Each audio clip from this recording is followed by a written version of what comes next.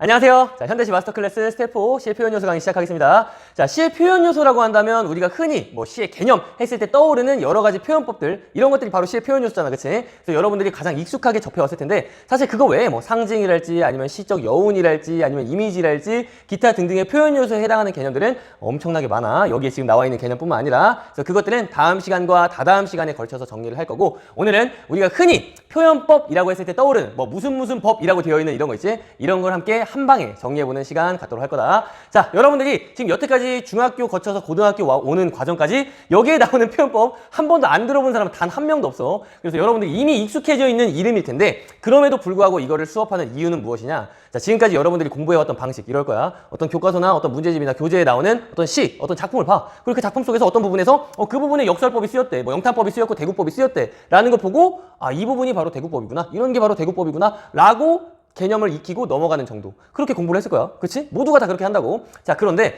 가장 중요한 것은 우리는 수능에서 처음 보는 작품을 봐. 이미 익숙한 작품이 아니라 처음 보는 작품을 보고 그 부분에서 그게 대구인지 역설인지 등등을 판별해내는 능력이 필요하단 말이지. 그렇기 때문에 정말 이미 알고 있는 내용에 대해서 암기한 내용을 보는 것이 아니라 처음 보는 작품에서 그 표현법이 확실하게 쓰였는지를 판별해내기 위해서는 평가원이 역설법이라고 인정하는 바운더리, 평가원이 영탄법이라고 인정하는 그 바운더리에 대한 명확한 기준, 선을 갖고 있는 게 필요하다고. 여기까지는 역설이야. 여기까지는 역설로 인정할 수 있고 여기까지는 영탄으로 인정할 수 있어. 이러한 개념이 명확하게 있어야 된단 말이야. 그러려면 어떻게 공부해야 되냐면 역설법은 먼저 보고 개념을 보고 거기에 대해서 역설법으로 쓰인 다양한 작품의 예시들을 보면서 평가원에서 정말 바로 끝까지 그 한계 끝까지 여기까지 딱 인정한 그 부분, 그 예시를 통해서 아, 요 정도까지는 영탄으로 또는 역설로 무슨 법으로 인정하는구나 라는 그 인식을 바탕으로 하는, 그 인식이 중심이 되는 그러한 공부를 해줘야 된단 말이지. 다양한 예시를 함께 접해봐야 되는데 선생님이 지금 교재에 다 실어놨지. 같이 우리 이 표현법들 이미 개념은 어느 정도 익숙해져 있지만 그 예시 그리고 뭐랄까 그 뭔가 애매한 선에서의 그 어느 정도의 판별 기준 이런 것들에 대해서 함께 공부를 하면서 오늘 마지막으로 드디어 표현법에 대해서는 이 표현법들에 대해서는 마지막으로 공부한다라는 각오로 함께 공부하면 되겠습니다. 오늘 확실하게 정리하는 거야. 자, 그럼 보겠습니다. 우리가 일단 비유법, 강조법, 변화법 이렇게 세 가지로 표현법을 나눌 수 있는데 비유법이라는 건 익숙하지만 강조법, 변화법이라는 이름 자체만은 조금 어색할 수 있어. 그러나 상관없어. 그 안에 있는 내용들은 우리가 이미 익숙하게 알고 있으니까 처음 봐도 상관없다. 다 설명을 해줄 거야. 자, 그럼 보겠습니다. 먼저 비유법부터. 비유법이라는 건 말 그대로 비유, 빗대어 표현한다는 거야. 이 말은 곧 내가 뭔가를 표현하려고 하는데 그거를 직접적으로 표현하지 않아. 직접 설명하지 않고 다른 무언가에 빗대어 표현하는 것을 바로 비유법이라고 한다. 예를 들어서 내가 어떤 누군가를 사랑하는데 그 사랑을 정말 정열적으로 아주 열과 성을 다하여 사랑을 해. 그럴 때 그 열과 성을 다해서 너를 사랑해 라고 이렇게 이야기하면 뭔가 재미도 감동도 교훈도 없잖아, 그치? 거기에서 그거를 뭔가 구체적인 이미지로 형상화해서 다른 대상에 빗대어 표현해. 어떻게 할 수 있을까? 그렇지. 불같이 사랑해 등등 이런 식으로 어떤 다른 대상에 비유해서 빗대어서 표현할 수 있지, 그렇지? 이런 걸 바로 비유하기, 비유법이라고 한다는 거야. 그랬을 때 내가 직접 설명하지 않은 대상, 즉 내가 원래 표현하려고 했던 열과 성을 다하여 이 의미를 원관념이라고 하고 그 원관념을 구체적으로 표현해주기 위해서 보조해줬던, 도와줬던 그 이거를 보조관념이라고 한다라는 이 비유하기의 주요 개념, 원관념과 보조관념을 이해하고 있으면 되겠습니다. 자, 우리가 아까 비유법 하면 직유법, 은유법 등등 여러 가지 들어있다는 거 아까 봤었잖아, 그치? 근데 너희가 중학교 때는 어떤 표현법의 밑줄 긋고 이게 직유인지 은유인지 구별하는 게 엄청나게 중요한 문제였을 거야. 근데 지금 수능에서는 그런 게 중요한 게 아니다. 절대 그런 건 나오지 않아. 직유법인데 은유법이라고 해놓고 틀리게 함정을 파놓거나 이런 건 죽어도 나오지 않으니까 걱정하지 않아도 돼. 나도 그렇게 안 내니까. 그럼 뭐가 나오냐? 어떤 표현법을 딱 보고 그 표현법에 어떤 표현법의 밑줄을 긋지 않아도 돼. 어떤 시를 딱 주고 나서 거기에 비유하기가 쓰였다 라고 이렇게 나와. 비유하기를 통하여 또는 빗대어 표현하여 이런 식으로 출제한 다음에 그 뒤에 효과를 낸단 말이야. 효과라는 건 그 빗대어 표현한 걸 통해서 뭘 나타내고 있느냐, 무슨 의미를 드러내고 있느냐는 걸 물어봐. 그게 바로 뭐겠어? 원관념이겠지, 그치? 즉 우리는 비유법의 어떤 세부적인 종류를 구분하는 그런 능력보다는 원관념이 뭔지, 빗대어 표현하는 걸 통해서 원래 표현하려고 했던 게 뭔지를 파악하는 연습이 필요하다라는 거야. 자, 이런 식으로 출제된다는 거지. 봐봐. 자, 비유적 표현을 통하여 또는 비유적으로 나타내는 표현을 통하여 이런 식으로 나타내서 뭐를 나타낸다. 뭐를 드러내고 있다. 이런 식으로 원관념이 무엇인지를 물어본다. 그러면 이 선지가 맞는지 틀린지를 판단하려면 일단 내가 가와 다라는 시에 비유적으로 쓰인 표현이 있는지, 빗대어 쓰인 표현이 있는지를 찾아내는 거. 즉 직유법과 은유법 이런 표현이 쓰였는지를 찾아내고 그 다음에 그걸 통해서 무엇을 드러내고 있는지를 판단할 수 있으면 된다라는 거야. 알겠지? 자, 그러면 자, 우리 비유법의 첫 번째 직유법부터 보겠습니다. 자, 직유법이라는 건 원관념을 통해서 보조관념을 통해서 원관념을 드러내는 건 똑같아. 즉 원관념과 보조관념이 연결되어 있는 건 똑같은데 그 연결되는 방식이 직접 연결한다는 거야. 직접 연결해서 직유법이라는 건데 그럼 도대체 직접 연결하는 게 뭡니까? 어떤 형식이 있겠지. 그 형식이 바로 뭐뭐같이, 뭐뭐처럼, 뭐뭐만큼, 뭐뭐인 듯이, 뭐뭐 마냥 이러한 말로 연결돼 있으면 원관념과 보조관념이 직접 연결된 것이며 그거를 직유법이라고 한다라는 거야. 겁나 간단하지, 그치? 그래서 봐봐. 분수처럼 흩어지는 푸른 종소리라고 했을 때, 자, 여기서 니네가 생각했을 때 원래 표현하려고 했던 건 분수일까 아니면 푸른 종소리일까? 그렇지. 종소리에 대해서 이야기를 하려고 하는 거지, 그치? 종소리가 퍼져나가는 모양, 종소리가 흩어져 나가고 있습니다 라는 것을 얘기하고 싶은 거야. 그런데 그냥 종소리가 흩어져 나가기만 한다라고만 얘기하면 감동도 없고 교훈도 없고 구체적으로 이미지도 형성이 안 되고 어떤 감흥도 없어. 그렇기 때문에 우리가 흔히 퍼져나간다고 알고 있는 분수라는 대상을 이용해서 종소리가 흩어져 나가는 모양을 도와주고 있는 거지. 도와주고 있어. 설명을 도와준다. 그래서 보조관념이라고 한다고. 알겠지, 그치? 원관념이자 보조관념. 그리고 그 원관념과 보조관념을 뭐뭐처럼이라는 형식으로 연결해주고 있네. 직접 연결하고 있다. 직유법. 알겠지? 자, 그럼 구름에 달 가듯이 가는 나그네 봐봐. 나그네가 이거 어떻게 가는 것 같아?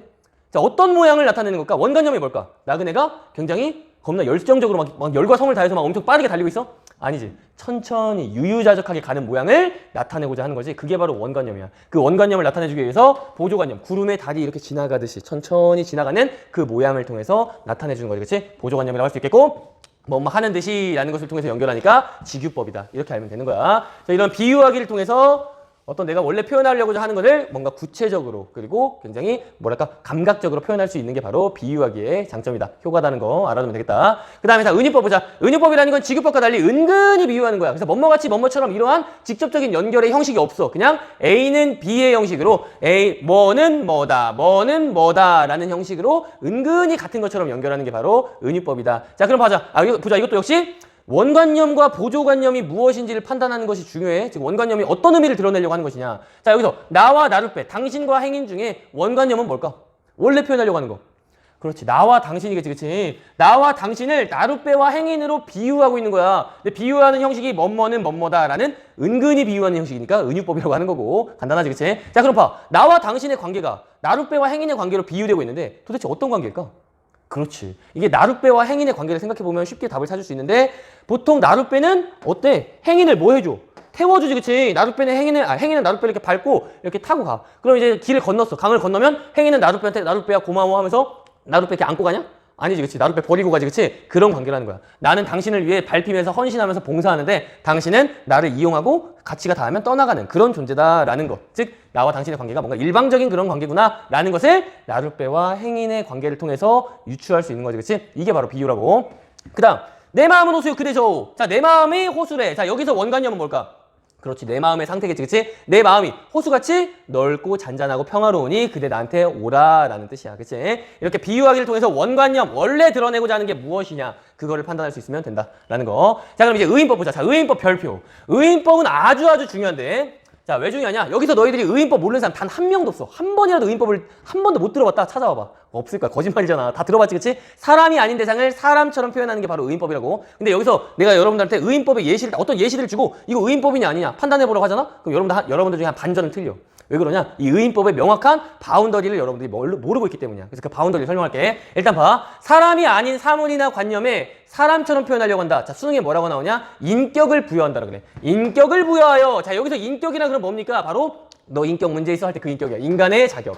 인간의 자격이라고 볼 수 있는데 그럼 도대체 인간의 자격이 무엇이냐가 중요하지, 그치? 이 인간의 자격이 부여됐으니까 사람처럼 생각하고 느끼고 행동할 수 있다는 거야. 자, 그럼 도대체 이게 뭐냐? 여기가 이제 정확한 바운더리가 필요하지. 자, 그거를 정리해줄게. 자, 이건 이제 외우는 거야. 선생님이 정리한 이 5가지 이건 외웁니다. 별표 치고. 자, 사람이 아닌 대상이 감정이나 생각을 표현했다? 그러면 무조건 의인법이야. 인간의 자격을 부여했다고 보는 거야. 자, 감정이나 생각을 어떤 강아지나 아니면 식물이나 즉 어떤 책상 이런 사물이나 가졌다? 그럼 의인법이라고. 자, 여기서 너희들이 웬만한 한 50%의 학생 정도는 그럼 당연하지? 라고 생각해. 그런데 여기서 한 50% 동물 애호가들 또는 반려견을 키우고 있는 친구들은 완강히 거부한다고. 선생님, 우리 집 강아지도 생각을 할 줄 알고 감정이 있는데요. 제가 오면은 굉장히 좋아하고 갈 때 슬퍼하고 밥 줄 때 좋아하고 놀아줄 때 좋아하는데요.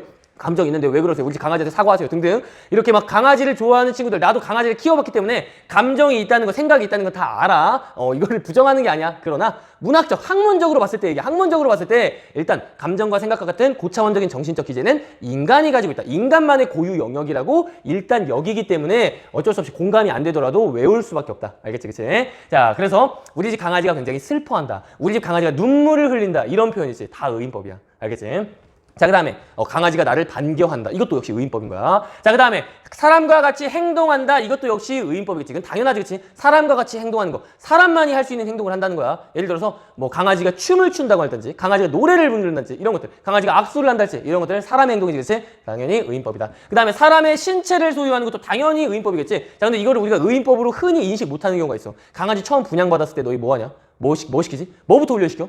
배변 훈련 같은 강용 같은 소리 하지 말고 뭐부터 시키지? 그렇지 보통 이거 달라고 하잖아. 이거 뭐야? 손 달라고 하잖아. 그렇지? 손 이거부터 시켜본다고. 되는지 안 되는지. 그렇지? 그런데 강아지한테 손이 있냐 없냐? 없어. 강아지한테 원래 뭐 달라고 해야 돼? 앞발 해야 돼. 앞발 줘. 앞발 해야 되는데 손 달라고 하는 이유가 뭐야? 내가 걔를 사람처럼 여기고 있다는 거야. 그만큼 가족으로 여기고 있다는 거지. 너무나 일상적인 의인법이라서 우리가 의인법인지도 모르고 넘어가는데 의인법이라는 거 알아두면 되겠다. 그 다음에 화자가 호명했어. 불렀어. 부르는 것 자체가 의인법이야. 뽀삐야. 우리 강아지 뽀삐면 뽀삐야. 불렀어. 의인법이야. 내 말을 알아들을 수 있는 인간처럼 여기는 거니까. 알겠지? 그치? 그 다음에 말을 건넸어. 뽀삐야 배고팠지? 심심했지? 뽀삐야 이리 와봐. 이런 식으로 말을 건넸어. 그러면 의인법이야. 자, 그 다음에 인칭대명사로 지칭했다. 의인법이야. 인칭대명사가 뭔데? 나, 너, 우리, 그녀와 같은 사람을 지칭하는 대명사야. 근데 그 사람을 지칭하는 대명사로 사람이 아닌 대상을 지칭했다? 그럼 의인법인 거지. 그래서 뽀삐야 우리 산책 가자 하면서 우리라고 지칭했어? 의인법이야. 뽀삐야 너 있잖아. 너. 의인법인 거지. 알겠지? 그치? 자, 이렇게 5가지 기준을 통해서 어떤 문장을 보고 그 문장이 의인법인지 아닌지 또는 문장에 밑줄 긋지 않았더라도 이 시에 의인법이 쓰였는지 안 쓰였는지를 명확히 판별할 수 있으면 되겠다. 그래서 인간의 자격을 부여하여 등등 이런 식으로 나왔을 때 이 5가지 기준을 통해서 어느 문장에 쓰였지? 라고 판단하면 된다고. 알겠지? 그치? 자, 그 다음에 그럼 여러 가지 이제 의인법의 판단 기준은 익숙해졌다면 바로 이 의인법의 효과를 보겠습니다. 이러한 의인법을 통해서 도대체 어떠한 효과를 노리느냐? 왜 썼느냐? 왜 의인법 왜 쓴 거야? 이게 중요한 거지. 그치? 왜냐? 선지는 인간의 자격을 부여하여 무엇을 하고 있다. 라고 이렇게 2가지로 나오기 때문에 인간의 자격을 부여하여 부분은 이 5가지 기준으로 판별하고 그 어떤 효과에 대해서 이제 공부를 해야겠지. 그치? 자, 인간이 아닌 대상을 인간으로 표현한 이유 자체를 곰곰이 생각해보면 마치 나와 친구가 될 수 있는, 나와 가족이 될 수 있는 존재처럼 내 말을 들을 수 있는 존재, 나와 감정을 나눌 수 있는 존재가 인간이잖아. 그치? 그런 것, 그렇게 표현했다는 거니까 친근감을 부여한다는 거지. 친근감 또는 친밀감이라고도 할 수 있겠지. 그치? 친밀감이 느껴질 수 있게끔 표현하는 게 바로 의인법이라는 거고 이 친근감, 친밀감을 통해서 정서적으로 뭐 할 수 있어? 정서적으로 얘랑 교류할 수 있는 거지. 교류할 수 있게 된다라는 거. 그 다음에 3번째 이제 감정이입이라는 게 있는데 자, 감정이입에 대해서는 예시를 통해서 살펴볼게. 자, 예시 한번 보자. 자, 여기 예시. 자, 지금 선생님이 써놓은 예시들 보면서 아까 선생님이 여기 봤던 이 인격의 부여 5가지 기준 중에 어디에 해당하는지를 한번 살펴봐봐. 자, 바람보다 늦게 울어도 바람보다 먼저 웃는다. 이거 김수영의 풀이라는 시의 한 부분인데 즉 주어가 풀이야. 울고 웃고 있대. 풀이. 자, 풀이 울고 웃어? 풀은 감정을 가지지 않은 대상인데 감정을 가지고 인간처럼 울고 웃는 행동을 또 하고 있지. 그치? 그래서 아까 1번과 2번에 의해서 이거는 의인법이라고 할 수 있는 거고 그 다음 2번 서글픈 기러기 한 마리 오락도락 하는구나 할 때 자, 여기서 기러기가 서글프대. 이거 뭐냐? 감정을 표현하는 거지. 그치? 그러니까 역시 의인법이라는 거야. 그런데 여기서 봐봐. 이런 게 바로 감정이입이잖아. 자, 기러기가 감정 실제로 가지고 안 가져? 안 가지고 있는데 왜 서글프다고 표현했을까?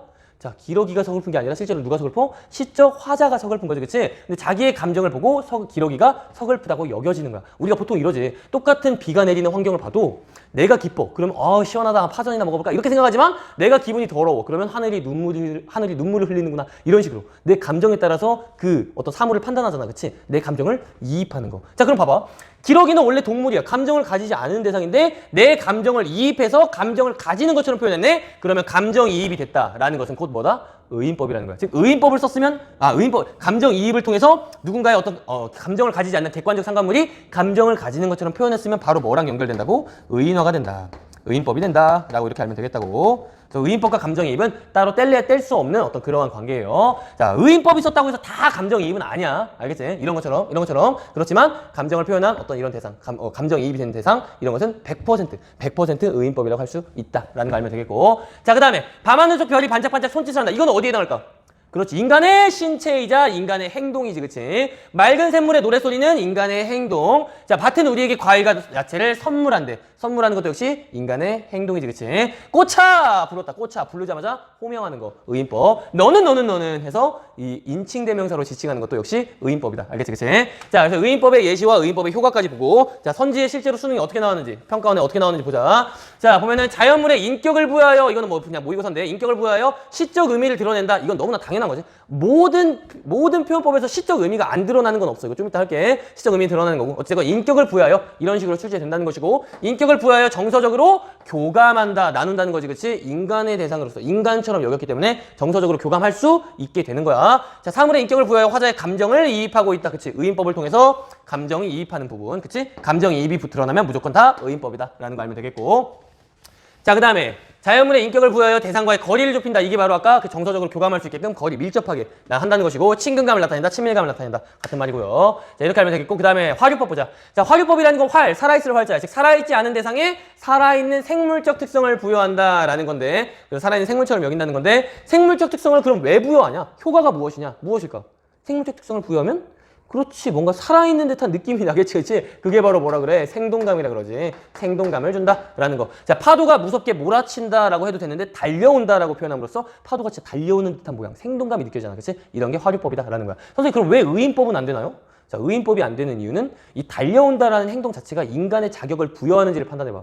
인간만이 할 수 있는 행동이어야 돼. 자, 인간만이 할 수 있는 행동인가? 아니지, 그치? 이거는 생명체라면 다 할 수 있는 거지, 그치? 그래서 의인법이라기보단 화류법이다. 화산이 포효하고 막 울부짖는 거지, 막 소리치는 거야. 토하는 이러한 행동도 역시 생명체로서의 행동이지, 인간만의 그런 인간의 자격을 부여하는 행동이라고 보긴 어렵다. 그래서 의인법이 아니라 화류법이라는 거. 숨을 쉬는 것도 생명체라면 다 쉴 수 있지, 그치? 그래서 화류법이다라는 거야. 자, 여기서 여러분들이 또 주의해야 될 점, 어떤 막 문장을 주고 어떤 선지에서 화류법을 통하여 뭐 이렇게 나왔어. 그랬는데 그 화류법을 통하여 라고 나와 있지만 실제로는 의인법이야. 그래서 나를 함정을 빠뜨려가지고 그 의인법인데 화류법이라고 썼네? 틀리게 만들려고 하네? 이런 문제 나올까 안 나올까? 안 나와. 그런 문제는 지금 뭐 모의고사, 교육청 모의고사 정도는 나올 수 있겠지만 평가원이나 수능에서 내는 문제에서는 절대 그런 유치한 문제는 나오지 않아. 그럼 뭐가 중요하냐? 화류라고 했으면 화류가 쓰인 문장을 한번 찾아봐. 생명체로서의 특징을 부여한 부분을 찾아보고 그 효과가 맞는지, 생동감을 부여하는 부분 맞는지, 어떤 원관님 어떤 의미를 드러내려고 하는 그것이 맞는지 그걸 판단할 수 있으면 된다라는 거야. 알겠지, 그치? 그 막 구분에 너무나 몰입하지 마. 실제로 의인법과 화류법, 지금 선생님은 굉장히 뭔가 구분이 뚜렷한 이런 예시를 가져왔지만 좀 구분이 애매모호한 그런 문장들도 굉장히 많아. 이게 인간만이 할 수 있는 행동인가? 아니면 이게 생명체라면 할 수 있는 건가? 굉장히 애매한 것들 많이 있기 때문에 여러분들이 그런 것들에 대해서 구분하는데 너무 정력을 쏟지 마. 어려움을 쏟지 말고 실제로는 그냥 이러한 효과가 무엇인지, 원관념이 무엇인지에 중점을 두고 공부를 하면 되겠다라는 거. 자, 그럼 보자. 이렇게 화류의 기법을 활용하여 생동감을 부여한다. 생동감 있게 묘사한다. 이런 식으로 출제되었다는 것이고. 자, 그럼 이제 비유법의 마지막 대유법 봅니다. 자, 대유법이라는 건 대신할 대자야. 즉 뭔가를 대신 표현하는 건데 뭘 대신 표현하냐? 일부를 통해 전체를 대신 표현하는 게 바로 대유법이다라는 거. 자, 그럼 봅시다. 사람은 빵만으로 살 수 없다. 이거 무슨 문장이냐? 무슨 의미야 이거? 그렇지. 사람은 먹을 것만으로는 살 수 없다라는 의미지, 그치? 빵이라는 음식의 일부를 통해서 음식 전체를 표현하고 있네? 이런 게 바로 대유법이라고. 알겠지? 자, 강호라는 게 뭐야? 강과 호수야. 근데 강과 호수만으로 우리 고전시가에서 강호에 은거하여 이렇게 쓰이진 않지, 그치? 산에 은거해도 강호에 은거하여 이렇게 쓴다고. 이 강호가 뭔데, 그러면? 여기서 강호는 강과 호수만을 의미하는 게 아니라 자연 전체를 대신 표현해주고 있는 부분이지, 이런 게 대유법이라고. 간단하지? 빼앗긴 들에도 몸은 오는가? 자, 이거 일제강점기시란 말이야. 여기서 들은 그럼 뭘까? 조국을 의미한다고. 패는 칼보다 강하다 할 때 여기서 패는 그렇지 지식, 칼은 무력을 의미한다고. 지식이 무력보다 강하다라는 거야. 자, 껍데기는 가라. 한라에서 백두까지 껍데기 꺼져라는 내용이야. 자, 한라에서 백두 뭘까? 그렇지. 한라산과 백두산의 일부를 통해서 우리 한반도 전체를 의미하고 있지, 그렇지? 이런 게 바로 대유법이다라는 거. 선생님, 그러면 우리 다음 시간에 배울 거긴 한데 그 상징과 차이가 뭐예요? 이거 상징이라고 할 수는 없어요. 상징이라고 할 수 있지. 자, 상징과 비유의 차이점은 명확히 사실 그 구별의 기준점은 존재해. 그 기준점이 일반적으로 어떠한 기준에 의해서 상징과 비유를 구분한다라는 게 있고, 그걸 선생님 교재에도 내가 실어놨어. 정리해놨는데, 그 기준을 통해서 정리할, 뭐 이렇게 실제로 구분할 수 있는 비유와 상징의 예시들은 한 20% 정도밖에 안 될 것 같아. 그 정도로 적어. 뭐 정확한 퍼센테이지는 나도 계산 안 해봐서 모르겠지만 그 정도로 일단 구분이 안 되는 예시가 훨씬 많아. 그래서 여러분들이 비유와 상징, 뭐 이거 상징이냐 비유냐 구분하려고 또 역시 애쓰지 마. 가장 중요한 건 뭐다? 이걸 통해서 원관념, 원래 드러내려고 하는 게 무엇이냐, 그것만 알면 돼. 이걸 통해서 조국의 의미, 이걸 통해서 자연의 의미, 이걸 통해서 음식의 의미를 여러분들이 캐치할 수만 있으면 되는 것이지, 상징이냐 비유냐, 비유인데 상징이라고 선지에 나와가지고 너네를 함정에 빠뜨리려고 틀리게 했다, 이런 게 꼭 이과 특유의 감성을 가진 친구들이 이런 거에서 막 헷갈려서 아닙니까? 막 이러는데 그런 문제 없다. 걱정하지 마라. 자, 그럼 보겠습니다. 이제 자, 스텝업 연습 문제 우리 1번부터 문제 같이 풀어볼 건데, 이거는 우리가 연습하는 내용이니까 한번 어떤 표현법이 쓰였는지 명확하게 한번 풀어보자. 자, 구름은 보랏빛 색지 위에 마구칠한 한 다발 장미래. 자, 구름을 뭐에 비유하고 있어? 장미에 비유하고 있지, 그치? 근데 비유하는 형식이 뭐뭐같이 뭐뭐처럼이 아니라 구름은 장미라고 이렇게 같은 것처럼, 은근히 같은 것처럼 얘기한다. 뭐냐 이거? 은유법이지, 그치? 자, 돼지가 꿈틀거리는 봄이 소리도 없이 다가오는데 돼지가 꿈틀거린대. 자, 이거 뭐야? 살아있는 생명체처럼 표현했지, 그치? 인간만이 할 수 있는 행동이라고 보긴 또 어려워, 그치? 꿈틀거리는 건 오히려 지렁이나 이런 거에 가깝잖아, 그치? 화비법이다. 자, 비둘기가 아침 구공탄 굴뚝 연기에서 향수를 느낀대. 향수가 뭔데? 퍼퓸이 아니라고? 이거 뭐야? 그렇지. 고향을 그리워하는 마음. 정서야. 그러면 의인법. 자, 대길이 아저씨한테 가가거교를 배웠단다. 뭘 배운 겁니까? 그렇지. 이거 한글을 배웠다는 거지. 가가거교라는 일부를 통해 한글 전체를 얘기했네. 대유법. 자, 제비 같은 이야기. 뭐야 이건? 보나마나 지규법. 섬세한 손길을 흔들며 하루하루 꽃잎이 지는데 꽃잎이 질 때 손길을 흔들면서 지고 있대. 뭡니까? 인간의 신체, 인간의 행동, 의인법. 자, 바다는 언제나 멀리서 진펄에 몸을 뒤척인대. 몸을 바다가 뒤척인다. 생명체처럼 표현했지, 그치? 화류법. 인간만의 행동이라고 보긴 또 어렵지. 몸이라는 건 누구나 있으니까 화류법. 오케이. 자, 그럼 보자. 이제 강조법. 자, 강조법이란 용어를 선생님이 별로 좋아하진 않아. 왜? 아까 선생님이 설명하려고 했던 거에 이어지는 부분인데, 시적 의미를 드러낸다, 또는 뭐 시의 의미를 강조한다, 뭐 이런 거 있잖아. 이런 거는 강조법뿐만 아니라 시에 쓰인 모든 표현법, 심지어 마침표 하나, 쉼표 하나, 띄어쓰기 하나, 행바꿈 하나, 모든 것들이 다 시의 의미를 강조하는 데 쓰이는 거야. 그래서 비유법과 변화법은 강조하는 효과가 없나요? 이런 질문은 정말 소모적인 질문이다. 모든 것들은 다 시의 의미를 강조하는 데 쓰이기 때문에. 그래서 아까 선생님이 말하려고 했던 것 중에 선지가 멋멋을 통하여 멋머하고 있다, 이런 식으로 나오잖아, 그치? 그랬을 때 이 뒷부분, 이 효과의 부분에서 시의 의미를, 또는 시의 주제를, 시의 내용을, 또는 시의 정서를, 또는 시상을 뭐 등등 어쩌고 저쩌고 이거를 강조한다, 드러낸다, 또는 환기한다, 부각한다 등등 이런 식으로 나오는 부분이지, 그치? 이런 거는 보나마나, 이 효과는 그냥 보나마나 무조건 맞는 내용이야. 무조건 맞는 내용. 뭐의 의미를 뭐 집약한다, 집약한다는 게 강조해서 드러난다는 거지, 모아서. 이런 것들 다 맞는 내용이야. 맞는 내용이라는 거. 그래서 강조법만 강조가 아니라 모든 표현법은 다 맞다라는 거 알면 되겠습니다. 근데 그럼에도 불구하고 도대체 왜 얘네는 이런 강조법이라고 이름을 지었느냐? 얘네는 강조 오브 강조. 강조 중에 강조. 정말 강조의 효과가 뛰어난 표현법이기 때문에 강조법이란 이름을 그냥 지은 것뿐, 나머지도 다 강조의 효과는 있다라고 알면 되겠어. 자, 그럼 과장법입니다. 자, 과장법이라는 건 우리가 흔히 하는 거지, 그치? 야, 정말 죽도록 좋아. 뭐 순화해서 지금 표현한 거다. 뭐 니네 보통 지운 니은으로 표현하잖아, 그치? 그런 거야, 그런 거. 정말 실제보다 더 부풀리거나 아니면 축소해서 이야기하는 걸 과장법이라고 한다는 거야. 자, 봐봐. 모란이 지고 말면 그뿐 내 한해는 다 가고 말아 360날 한양 섭섭해 우옵내다. 자, 모란이 졌을 때 정말 슬프다는 겨. 그래가지고 이렇게 365일 중에 360일 동안 운다는 건데 솔직히 과장이지. 이렇게 울면 죽어, 그지? 과장이고. 두개골이 깨어져 죽싸움에 막 산산조각이 나도 굉장히 기쁘다, 이런 거야. 뭐 진짜 그만큼 이 광복의 기쁨이 뛰어나다라는 그 과장이고. 자, 좁쌀 같은 작은 섬, 손뼉만한 땅 했을 때 실제보다 더 부풀린 거냐, 작게 얘기한 거냐? 실제보다 작게 축소해서 얘기한 거지, 그치? 이런 게 바로 과장법이다라는 거. 선생님, 그럼 여기 뭐뭐 같은 이라고 나와 있는데 이거 비유법은 아닌가요? 비유법도 맞지, 그치? 지규법도 맞지? 이 지규법과 과장법이 동시에 쓰인 거야. 이런 것들. 하나의 문장에는 여러 가지의 표현법이 동시에 쓰일 수 있다라는 거 꼭 기억해라. 자, 그 다음. 그래서 과장법을 통해 강조, 부각 이런 식으로 출제된다는 거고. 자, 영탄법 봅니다. 자, 영탄법 뭐야, 얘들아? 영탄법 뭐야? 라고 물어보는 순간 거의 대부분의, 거의 99%의 대답은 감탄이요 라고 나오는데, 자, 그 감탄이란 말은 실제로 한 반절은 맞고 반절은 틀린 대답이야. 왜? 영탄이라는 건 실제 뭔가 감탄, 와! 할 때 그 감탄의 정서만 이야기할 수 있는 게 아니라 기쁨이나 슬픔, 놀라움, 감탄, 후회, 즐거움 등등 모든 감정, 세상 모든 이렇게 수업 도중에 갑자기 종이 쳐서 짜증나는 모든 감정들까지 다 표현할 수 있어. 다 표현할 수 있는데 도대체 그럼 그 표현된 감정이 어떻게 표현돼야 영탄이냐? 바로 고조되게 표현했을 때 영탄이라는 거야. 근데 이 고조됐다라는 건 높게 표현한다는 건데 이 높게 표현하는 거에 그 기준이 애매하잖아, 그치? 그 기준을 명확히 알아야 된다고. 그 기준이 뭐야? 바로 감탄의 형식으로 표현하는 거야. 감탄 또는 이 한탄의 형식으로 표현하는 거. 그럼 그게 도대체 무엇이냐? 바로 이거지, 그치? 감탄사나 감탄영어미, 감탄음은 강하게 부르는 어떠한 말을 통해서 표현했을 때 때 고조된 감정으로 표현했다고 보고 그거를 영탄으로 본다라는 거. 자, 보자. 감탄사라는 건 아 하는 거지, 그치? 와 이런 것도 엄청 다양하게 만들 수 있어. 뭐 무야호 뭐 다양하게 만들 수 있어, 그치? 여러 가지 만들 수 있는 이러한 감탄사를 통해서 어떤 기쁨이랄지 슬픔이 이게 솔직히 그만큼 신나시다는 의미잖아, 그렇지? 그렇게 여러 가지 감정들을 표현할 수 있는데 그런 것들이 바로 영탄법이다라는 겁니다. 자, 우리가 흔히 요즘 쓰는 감탄사는 다 알고 있어. 그런데 예전에 고전 시가에 쓰이는 우리 조상님들의 감탄사는 우리가 지금 안 쓰고 있기 때문에 외워줘야 된다고. 그런 걸 외우자. 자, 어지버 우리 조상님들은 감탄할 때 어지버 하면서 감탄할 때 겁나 특이해요. 아으, 어사와 이런 것들 역시 조상님들의 감탄사. 어저 이런 것들 알아두세요.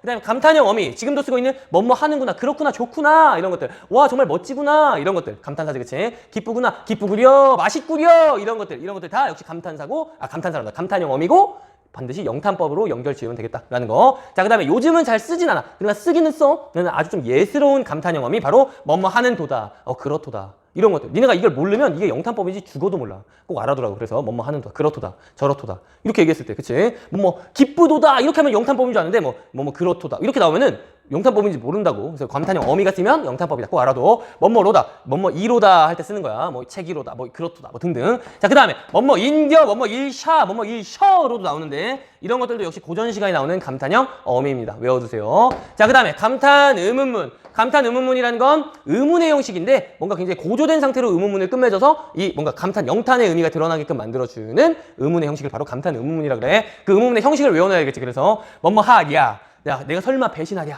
이런 것들도 역시 감탄 의문문이고, 뭐뭐 하겠는가, 내가 설마 배신하겠는가, 배신하겠는고 이런 것들로 나오면 의문문의 형식이지만 감탄문으로 봐서 영탄법이다라고 합니다. 알겠지, 그치? 자, 그 다음에 강하게 부르는 말, 뭐뭐이여, 햇살이여, 뭐 등등, 뭐 누구여, 뭐 달이여, 뭐 이렇게 부르는 거, 이런 것들이 바로 강하게 부르는 말이고 느낌표가 있든 없든지 간에 영탄법이다. 알겠지? 자, 그럼 여기 보면 의문문이라고 나오니까 여러분들이 보통 헷갈리는 게 있어. 서리법. 서리법이 의문문 하면 꼭 떠오르는 표현법 중에 하나인데 이거 선생님 그럼 물어볼게, 내가 얘들아.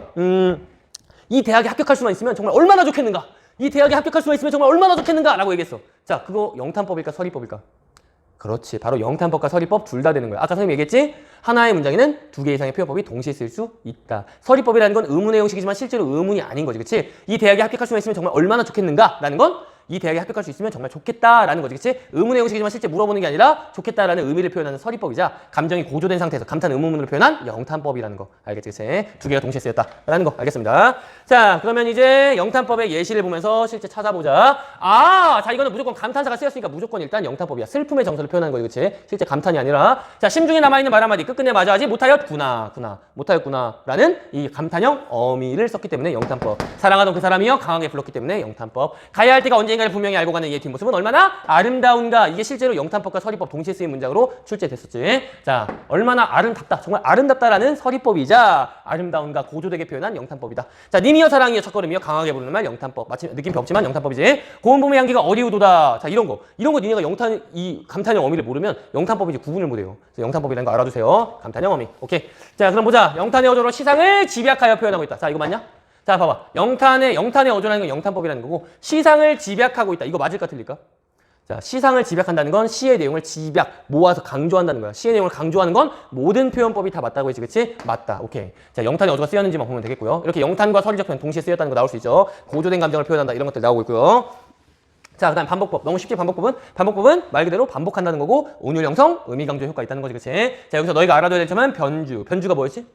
그렇지. 반복하지만 조금 바꿔서 반복하는 걸 변주라고 했어. 효과는 똑같이 은율 형성, 의미 강조 똑같다. 자, 그 다음 보자. 열거법이라는 건 단어나 구절을 나열하는 걸 열거법이라 그래. 자, 근데 역시 여기도 열거법의 명확한 바운더리를 설정하는 게 중요하다. 자, 우리가 흔히 초등학생도 열거법이라는 거 아는 부분, 바로 이 부분, 첫 번째 문장, 스텝 1입니다. 자, 붓장사도 땜장이도 큰 개도 강아지도 하면서 이렇게 단어가 나열되고 있어. 이런 거 열거법이라는 건 누구나 알아. 자, 그 다음 스텝 2, 두 번째, 열거되는 대상이 중간중간 섞여 있을 때, 이건 한 중학생 수준에서 구별한다. 자, 별 하나의 추억과 별 하나의 사랑과 별 하나의 동경과 별 하나의 시와 이렇게 내가 지금 밑줄 그어놔서 이렇게 노란색으로 칠해놔서 얘가 열거법이다, 나열되고 있다 라는 거 알지? 그냥 하얀색으로 다 이렇게 되어 있을 때 이게 열거법인지 모르는 친구들 굉장히 많아. 이렇게 중간중간에 나열된 단어들도 당연히 열거법이라는 거 알아두면 되겠고요. 그 다음에 스텝 3, 자, 이렇게 문장이 나열될 때 엊그제 빚은 술은 다만 3병뿐이로다. 한 병은 물에서 놀고 한 병은 산에서 놓는구나. 남은 병은 어디서 놀리? 이렇게 문장, 구절이 나열되고 있을 때 애들이 이게 열거법인지 흔히 잘 못 찾는 친구들이 있는데, 그래서 이러한 예시가 중요하다. 이 예시를 두고두고 읽어보면서 이것도 열거법이구나. 이렇게 내 머릿속에 바운더리를 설정해 놓으면 나중에 처음 보는 시를 봐도 열거법을 쉽게 찾을 수 있다라는 거. 자, 그러면 다음 예시 보자. 자, 이번엔 내용을 점점 강하게 층층이 심화돼서 표현하는 거 점층법이라 그래. 점층법의 반대말은 점강법. 여기서 강은 강하다가 아니라 하강할 강자야. 점점 하강, 약하게 표현하는 거. 근데 하강의 점강법의 예시는 정말 찾기가 어려워. 하나 선생님이 나중에 보여줄 거고 그 외에 나머지는 점층법에 초점을 맞춰서 공부를 하면 된다. 점층법. 점점 층층이 심화돼서 표현하는 거. 역시 이것도 그 바운더리를 설정해보자. 자, 첫 번째. 신록은 먼저 나의 눈을 씻고 할 때. 자, 얘들아. 근데 신록이 뭐야? 신록. 야, 했었지 이거 뭐지? 신록이라는 건 녹색을 의미하는데 우리 녹색은 무슨 계절이라고 했냐? 그래서 무조건 여름이야. 녹음이 우거진다. 여름이라고. 녹음. 외우라고. 녹음. 여름이라고. 그런데 이 녹색이 처음 나와서 새로운 녹색이야. 그러면 초여름. 늦봄에서 초여름을 신록이라 그래. 늦봄에서 초여름의 계절감을 주면서 그 파릇파릇한 새로운 녹색이 바로 신록이라는 거예요. 그 신록이 나의 눈을 씻어주고 가슴을 씻어주고 마음의 모든 구석구석을 씻어줘. 점점 씻는 대상이 점점 넓어지고 있지. 그래서 점층법이야. 알겠지? 자, 그런데 이거 봐. 이걸 이제 애들이 점층이라는 걸 몰라. 자, 중요합니다. 눈은 살아있다. 떨어진 눈은 살아있다. 마당 위에 떨어진 눈은 살아있다. 이거 김수영의 눈이라는 시인데, 자, 여기서 봐봐. 눈이 점점 커지냐? 안 커지지, 그치? 그런데 이거 점층법이야. 왜 점층법이냐? 눈에 대해서, 우리 머릿속에 그려지는 눈의 이미지가 점점 구체화되고 있지, 그치? 눈은 살아있다라고 했는데 그 눈이 무슨 눈이야? 떨어진 눈이야. 그 떨어진 눈이 어디에 떨어져 있어? 마당 위에 떨어져 있어. 그치? 이렇게 점점 그 이미지가 구체화돼서 그려지고 있어. 즉 설명을 점점 자세해지고 있다는 거야. 이게 바로 점층법의 또 하나의 예시야. 알아두세요. 자, 그러면 이거 한용운의 님의 침묵에서 님은 같습니다. 아, 사랑하는 나의 님은 같습니다. 자, 이거 점층법일까 아닐까?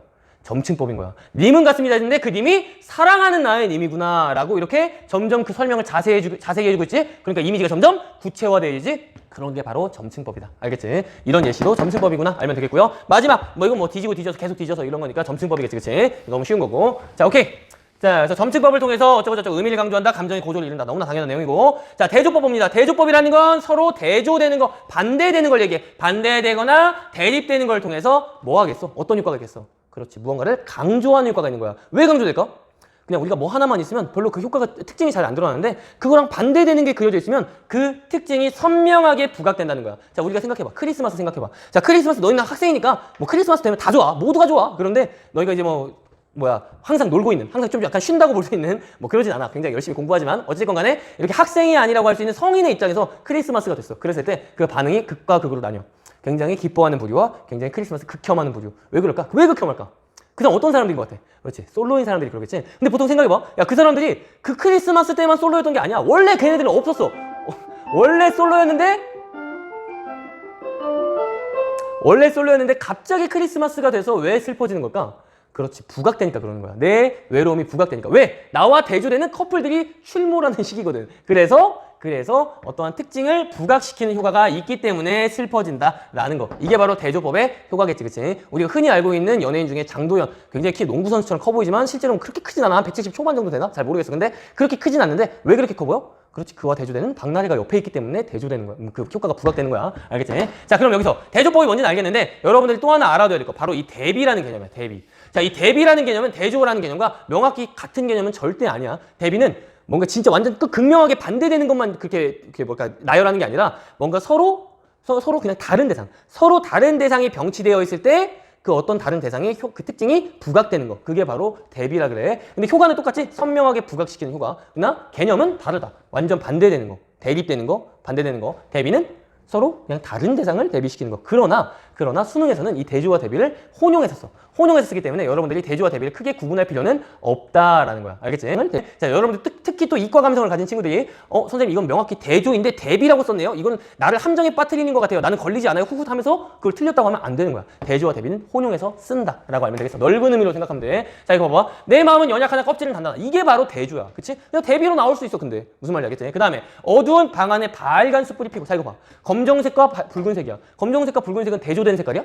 아니야. 보색 관계가 아니지. 그치? 이거는 그냥 서로 다른 색깔이야. 그런데 상상을 해봐. 어두운데 붉은색이 있어. 잘 보일까 안 보일까? 잘 보이겠지, 그치? 이런 게 바로 대비의 효과라고. 이게 대비야. 근데 이거 실제로 출제될 때 대조되어 이렇게 출제될 수 있는 거야. 그렇게 됐을 때 이게 틀렸다고 생각하면 안 되는 거야. 알겠지? 눈 속에 산수유 붉은 알알이 할 때 이것도 마찬가지야. 하얀색 속에 붉은색이 있으면 굉장히 잘 보이겠지? 대비라고. 근데 대조로 나와도 무방하다는 거야. 실제로 그렇게 출제가 됐어. 볼까? 자, 봐. 색채의 선명한 대조를 통해. 자, 대조라고 나와 있지만 실제로는 대비거든. 이거 대비였는데 대조라고 나와서 선생님이 틀린 거 아닙니까? 아니라고. 알겠지? 자, 그 다음에 어둠과 밝음의 대조. 이거 한번 보자. 여기서 너희들이 알아둬야 될 용어는 어둠과 밝음의 대조가 흔히 많이 되는데 이런 걸 줄여서 명암이라고 한다는 거 알아두면 되겠고요. 명암. 그 다음 또 하나. 자, 대조적 시어 어쩌고저쩌고 나오고 여기 보면은 흑백의 대비를 통해 회화적 이미지를 강화한다. 이거 다음 시간에 할 건데 회화라는 게 너희들이 컨버세이션, 이 대화를 생각하면 안 돼. 여기서 회화는 그림이야. 그래서 시각적 이미지라고 생각하면 된다. 시각적 이미지. 그림 같은 이미지. 그림으로서의 이미지를 회화적 이미지라 그래. 즉 흑백의 색채의 대비니까 당연히 그림으로서의 이미지 맞겠지. 그치? 오케이. 자, 그럼 보자. 다음 구절. 비슷한 구절을 짝지어 나타내는 표현법, 우리 대꾸법이라고 알고 있지, 그치? 이 대꾸법이 되기 위한 조건이 두 가지 있다고 했는데 뭐냐? 첫 번째, 뭐가 비슷해야 돼? 그렇지, 통사 구조가 비슷해야 돼. 그리고 두 번째 조건, 통사 구조가 비슷한 문장이 앞과 뒤에 붙어 있어야 대꾸법이라고 했지, 그치? 따로 엄청 떨어져 있으면 그거는 그냥 통사 구조의 반복을 통한 운율 형성이야. 오케이. 자, 그 다음에 자, 앞 구절의 말을 다음 구절에서 반복하며 연결하는 거 이런 걸 연쇄법이라고 한다. 처음 들어봤을 수 있어. 연쇄법. 그냥 우리 이거 이미 5살 때, 6살 때 아마 초등학교 들어가기 전에 이미 연쇄법 너희들은 다 마스터했어. 뭘로 마스터했냐? 노래를 통해 마스터했는데 바로 그거야. 뭐지? 원숭이 엉덩이는 빨개. 그다음 뭐야? 빨가면 사과. 그다음 뭐야? 사과는 맛있어. 그다음 뭐야? 맛있으면 바나나. 이런 식으로 앞에 끝난 말, 앞 구절의 말이 다음 구절에서 반복되면서 연결되지, 그치? 그게 바로 연쇄법이다. 자, 달가. 끝났어? 달가. 이어져. 우지 마라. 끝났어? 네가 울면 이어져. 날이 새고 끝났어? 날이 새면 이어져. 이게 바로 연쇄법. 연쇄법의 효과는 뭘까? 반복되니까 의미 강조, 운율 형성. 오케이? 그러니까 노래가 되는 거야. 원숭이 엉덩이는 빨개, 빨가면 사과, 사과는 맛있어. 이렇게 노래가 되는 이유가 연쇄적을 통해서 반복했기 때문에 그런 거예요. 자, 그럼 보자. 자, 스텝업 연습 문제 풀어봅니다. 자, 어둠은 새를 낳고 돌을 낳고 꽃을 낳는다. 봤을 때 뭐뭐를 낳고 있어. 그러면 생명체처럼 표현한 거지. 인간만 낳는 건 아니니까 화류법 될 수 있겠고, 그 다음에 뭘 낳는다? 열거하고 있네. 열거법. 민들레가 피고 까치가 날고 아가씨가 지나고 바람이 일고. 자, 내가 지금 바로 설명하지만 니네는 설명 듣기 전에 미리 먼저 풀어봐. 잠깐 멈춰. 우리에겐 어떤 법칙이 있어? 이런 거 있잖아. 이런 거. 이거 눌러. 일시정지 누르고 풀어보세요. 오케이. 자, 그 다음. 자, 민들레가 피고 까치가 날고 아가씨가 지나고 바람이 일고 했을 때 뭐가 피고 날고 피고 지나고 어쩌고 저쩌고 하면서 열거돼지고 있지. 이게 열거법이고, 그 다음에 뭐뭐가 피고 뭐뭐가 하고 뭐뭐가 날고 뭐뭐가 하고 문장 구조가 반복되고 있다. 뭐냐 이거? 대꾸법이지, 그치? 자, 큰 잉어가 어린 붕어를 먹고 큰 붕어가 어린 피라미를 먹고 큰 피라미가 어린 송사리를 먹고 뭐하고 있냐? 먹고 반복하면서 먹는 대상이 어린 붕어를 먹었다가 붕어, 피라미를 먹었다가 피라미, 이런 식으로 앞구절에 끝난 말이 뒷구절에 연쇄되고 있지? 연쇄법. 그러면서 먹고 있는 대상이 점점점 작아지고 있지? 이게 바로 점강법의 예시야. 점강법의 예시는 이거 말고 찾기가 좀 어려워. 그래서 점강법은 흔히 찾지 말고 점층법을 찾아라 라는 거. 자, 그 다음에 산에는 꽃 피네, 꽃이 피네 하면서 꽃이 피는 걸 반복하고 있다. 산산이 부서진 이름이여 강하게 부르고 있다. 뭐냐 이거? 영탄법이지, 그치? 영탄법이자 이름이여 반복하고 있으니까 반복법까지. 공명도 이전노라, 부기도 이전노라 반복하면서 있는 대상을 보니까 공명, 명예야. 부귀, 재산이야. 세상 모든 일까지 잊어버렸어. 점점 있는 대상이 넓어져. 내 몸까지 잊어버렸어. 그럼 진짜 있는 거의 끝판왕이지, 그치? 다 잊었어. 점층법. 점점점 잊어가는 거. 그 다음에 잊었노라. 자, 이것도 역시 감탄형 어미에 포함시키세요. 뭐뭐 하노라 하면서 뭐뭐 하리야. 이런 거 뭐야? 감탄 의문문. 나마저 이진이 남이 아니 있겠는가, 이런 의미야. 남도 나를 잊는다 라는 것이고, 영탄법이라고 했지만 여기 나와 있진 않지만 서리법까지 들어가겠지, 그치? 자, 그 다음 해야 소사라. 해야하고 불렀네. 소사라고 말을 걸었네. 뭐냐 이거? 그렇지, 의인법이자. 그리고 어쩌고 소사라 반복하고 있으니까 반복법까지. 자, 인생은 짧고 예술은 길다. 뭐뭐는 뭐하고 뭐뭐는 뭐하다. 대꾸법이자. 짧고 길다 대조법이지, 그치? 마음 좁기가 바늘구멍만 하다. 과장하고 있지, 그치? 과장법. 오케이. 사랑에서 치욕으로 다시 치욕에서 사랑으로 연쇄법이지, 그치? 뭐뭐에서 뭐뭐로 하면서 앞에 끝난 말이 뒤에 말에 이어지고 있으니까 연쇄법. 오케이. 자, 그 다음에 강호가 뭐야? 강과 호수를 통해 자연 전체를 대신 표현하지. 대유법. 한 꿈을 꾼 지도 오래러니 입과 배가 누가 돼요? 어지버. 뭡니까 이거? 그렇지, 영탄법. 그러면서 잊었도다. 여기서도 영탄법을 알아야 돼요. 감탄형 어미니까. 저 물을 바라보니 푸른 대나무도 하도 알샤. 많기도 많구나. 감탄형 어미까지, 그치? 자, 여기서 하다라는 거 알아도, 하다라는 건 고전 시가에서는 크다, 많다야. 진짜 레알 뭔가를 하는 게 아니야. 진짜 뭔가를 할 때는 하다 이렇게 씁니다. 하다 이렇게. 자, 하다, 크다, 많다 꼭 알아두세요. 우리 서울에 있는 강 뭐야? 한강. 그 한강이 큰 강이라는 의미야. 한강. 그 다음에 하다 반복되니까 반복법까지. 자, 하늘은 날더러 구름이 되라고 말을 걸었네? 하늘이 나한테 말을 해? 의인법이지, 그치? 자, 그 다음에 뭐는 날더러 뭐가 되라고 뭐는 날더러 뭐가 되라 한다 하면서 문장 구조 반복된다. 대구법. 오케이. 여기까지. 자, 그럼 이제 변화법 봅니다. 변화법이라는 건 표현하려는 문장의 단조로움을 피하고 뭔가 흥미롭게 변화시켜서 표현하는 걸 변화법이라 그래. 자, 이게 우리 문학적 용어로 낯설게 하기라고 하는데 실제로 우리가 익숙한 표현은 거기서 감동이나 어떤 다른 점이나 뭔가 충격을 받지 못해. 우리가 흔히 엄마가 방 청소할 때 그러잖아. 야, 방 좀 치워라 하면서 왜 이렇게 더럽냐 라고 하는데 우리 입장에서 볼 땐 굉장히 효율적인 구조고 더러울 게 하나도 없어, 그지? 그런데 낯선 대상이 들어왔을 때는 그 눈에 보이는 거야. 나는 이 책상에 있는 뭐 이 더러운 것들이 원래 익숙하니까 보이지 않아.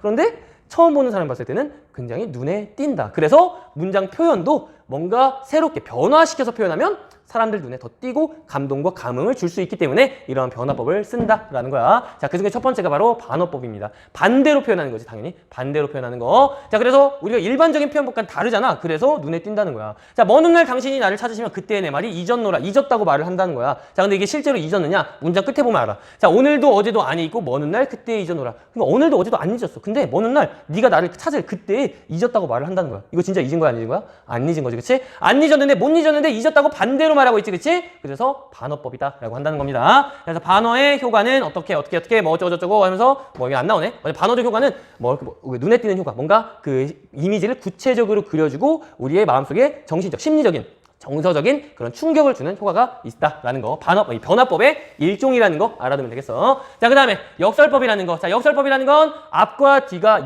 모순이야. 모순된 표현을 통해서 깊은 의미를 강조하는 표현이 바로 이 역설법이라고 할 수 있는데, 자, 모순이라는 게 그럼 뭐냐? 서로 다른 이미지, 서로 다른 의미를 가진 말이 병치되어 있을 때 모순이라 그래. 봐봐. 이것은 소리 없는 아우성 했을 때 아우성이 뭐야? 그렇지, 소리 지르는 거잖아. 근데 소리가 없대. 서로 반대되는 역설적인 이미지가, 그 모순된 이미지가 병치되어 있지, 그치? 이게 바로 역설법이야. 말이 안 되는 거잖아. 서로 그 의미가 서로가 서로를 공격하고 있는 이미지, 그치? 자, 그 다음에 님은 갔지만은 나는 님을 보내지 않았습니다. 이것도 마찬가지야. 님이 갔는데 내가 어떻게 안 보내? 그치? 말이 안 되는 거지, 그치? 이런 것들이 바로 역설법이다라는 거. 결별이 이룩하는 축복. 자, 여기도 이제 역설법이라는 걸 알아둬야 돼. 자, 너네가 그냥 역설법을 뭔가 그냥 말이 안 돼요, 뭐 이런 식으로만 얘기하면은 과장법도 역설이라고 생각하고 모든 표현법을 다 역설이라고 생각을 해. 그치? 그래서 역설법의 명확한 정의를 모순으로 이해를 해야 되는데, 모순이라는 것은 앞과 뒤에 서로 다른 이미지가 병치되는 걸로 생각해야 되고, 그 맥락에서 이걸 이해해봐. 결별이 이룩하는 축복, 이거. 자, 결별은 긍정적인 이미지야, 부정적인 이미지야? 부정적인 이미지야. 근데 축복은 긍정적인 이미지지, 그치? 그랬을 때 니네가 봤을 때 그냥 그 결별이 우리한테 진짜 실제 이별했을 때 그냥 굉장히 기쁠 수도 있잖아. 이렇게 생각하면 이게 역설인지 아닌지 모르는 거야. 근데 여기 이미지가 봤을 때 이미지가 부정과 긍정의 이미지를 하나로 이렇게 병치시켜서 표현하고 있네? 그럼 모순됐다라고 볼 수 있겠지. 그래서 역설로 이것도 봐줘야 한다라는 거. 이것도 역시 마찬가지야. 따뜻한 한방눈. 따뜻한 한방눈이 따뜻해. 따뜻하다는 이미지와 한방눈의 이미지는 차가운 이미지, 따뜻한 이미지 반대돼. 그치? 모순된 이미지가 하나로 뭉쳐있지, 병치되어 있지. 이런 게 역설이다. 이것도 외로운 황홀한 심사. 외롭다는 건 부정인데 황홀하다는 건 긍정이지, 그치? 서로 병치되는 이 역설적 이미지, 모순된 이미지, 바로 역설법이다. 알겠지, 그치? 자, 그럼 반어와 역설을 구별하는 방법 알려줄게. 반어와 역설은 반어라는 건 문장 자체는 아무런 문제가 없어. 이전노라라는 문장 자체에 뭐가 문제가 있어? 그치? 아무 문제 없지, 그치? 상황에 비추어 봤을 때 할 말이 아닌데 했기 때문에 뭔가 문제가 있는 것처럼 보이는 거지, 문장 자체에는 아무런 문제가 없다. 그러나 역설에는 문장 자체가 이상해. 문장 자체가 아우성이 소리가 없어. 그치? 이렇게 구분한다는 거. 자, 그럼 보자. 쭉쭉쭉 넘어가서 서리법. 우리 아까 이건 했지? 내용상으로 의문이 아닌데 의문의 형식으로 그 의미를 강조하는 거. 다닥다닥 달고 있는 애기 똥풀 얼마나 서운했을까요? 이런 것들. 서운했다는 거지, 그치? 자, 그 다음에 뭐 어쩌고저쩌고 뭐가 다를까? 다르지 않다라는 거지, 그치? 이런 게 바로 서리법이다라는 것이고, 이거를 뭔가 이러한 감탄형 의문문으로 표현하면 영탄법도 같이 들어갈 수 있다라는 거. 알겠지? 자, 그 다음. 여기 서리법의 효과. 이 효과가 굉장히 중요한데, 서리적 표현을 그럼 도대체 왜 쓰느냐? 이게 중요해. 자, 의문문이 아닌데 의문문으로 드러내는 이유는, 우리가 일반적으로 인간이라면 의문의 형식을 보면 그 답에 대해서 생각하게 돼. 답을 오히려 막 고민하게 된다는 거지. 실제 물어본 거 아님에도 불구하고. 그래서 독자는 그거에 대해서 더욱더 깊이 있게 생각하게 되고 공감이 유발되는 것이다 라는 거. 이걸 꼭 기억하세요. 공감을 유도한다 라는 거. 자, 그래서 의미 강조 당연한 거고, 이거는. 오케이. 자, 그 다음에 도치법이라는 건 그냥 문장의 정상적인 순서를 바꾸는 거야. 아, 누구인가 이렇게 슬프고도 애달픈 마음을 맨 처음 공중에 달 줄 안 그는. 이거 원래 어떻게 해야 돼? 이렇게 슬프고도 애달픈 마음을 맨 처음 공중에 달 줄 안 그는 누구인가? 이렇게 돼야지, 그치? 순서가 바뀐 거지. 그럼으로써 그 의미를 강조해 주는 거야. 손을 대도 되지 않는다. 그 불은. 원래 어떻게 돼야 돼? 그 불은 이렇게 돼야지, 그치? 그래서 이렇게 도치를 시킴으로써 문장의 어순을 바꿈으로써 의미를 강조하고 있고, 이거 다음 시간에 할 건데 뭔가 시적 여운을 주기도 해. 그런 것도 알아두면 되겠고, 오라 이 강변으로 마찬가지고 어쩌고저쩌고 하는 병력을 이런 식으로 끝나는 거, 이런 것도 역시 도치법의 일종이다라는 거 알아두면 되겠습니다. 그래서 어순의 도치를 통해서 긴장감을 드러낸다, 뭐 주제의식을 드러낸다, 시적 의미 강조한다, 이런 식으로 출제가 되어 왔다. 자, 그럼 우리 스텝업 연습 문제 여기 또 하나 나오는데, 이거는 과제로 합니다. 과제로 같이 선생님이 답 실어놨거든. 그 카페 그걸 같이 보면서 여러분들 스스로 먼저 찾아보세요. 그 다음에 우리 오늘 도전 실전 기출 문제 오늘 꼭 풀고, 그 다음에 내일부터 과제 1번부터 꼭 해서 와야지 다음 시간에 도장도 받을 수 있고 합니다. A도 받을 수 있고, 그 주에 해결하는 사람만 A를 받을 수 있는 거야. 오케이, 자 여기까지 하겠습니다. 여러분 고생했어요. 안녕.